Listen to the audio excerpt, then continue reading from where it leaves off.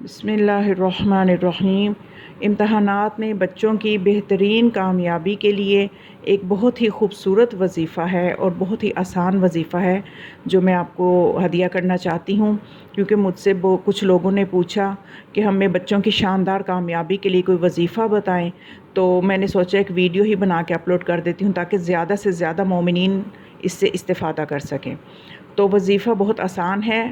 کہ کمرہ امتحان میں جانے سے پہلے اگر بچہ اول و آخر 3 مرتبہ درود کے ساتھ 7 مرتبہ سورہ انفال کی آیت نمبر 62 کو پڑھ لے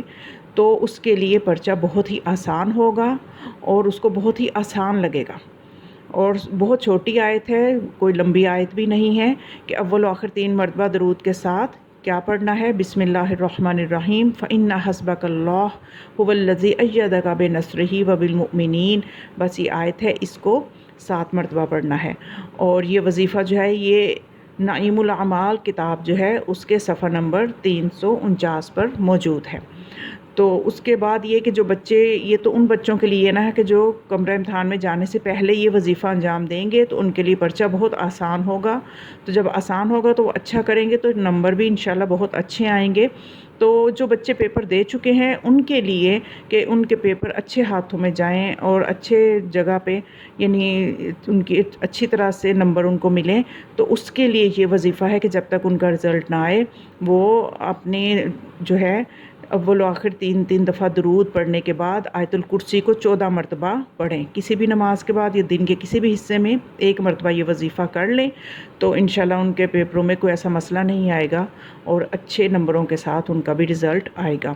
اور آیت الکرسی جو ہے وہ صرف آیت نمبر سورہ بقرہ کی آیت نمبر 255 ہے، بس وہی پڑھنی ہے، یعنی خالدون تک پڑھنا ضروری نہیں ہے۔ خالدون تک یعنی 256 اور 257 آیت جو ہے وہ اس وقت شامل کی جاتی ہے جب کسی وظیفے میں یا کسی نماز میں کہا جائے کہ یہاں خالدون تک پڑھیں تو وہاں پہ خالدون تک پڑھنی چاہیے، جیسا کہ نماز وحشت قبر ہے تو اس میں کہا گیا ہے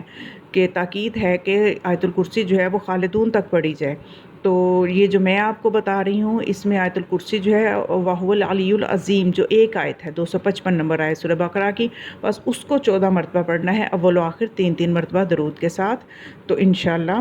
بہت اچھا رزلٹ آئے گا۔ اور جو بچے کمرہ امتحان میں ایگزامینیشن ہال میں جانے سے پہلے جو عمل میں نے بتایا وہ کر لیں گے تو وہ بچے بھی بعد میں آیت الکرسی والا عمل بھی کر لیں تو ان کے لیے بھی مزید آسانیاں ہوں گی۔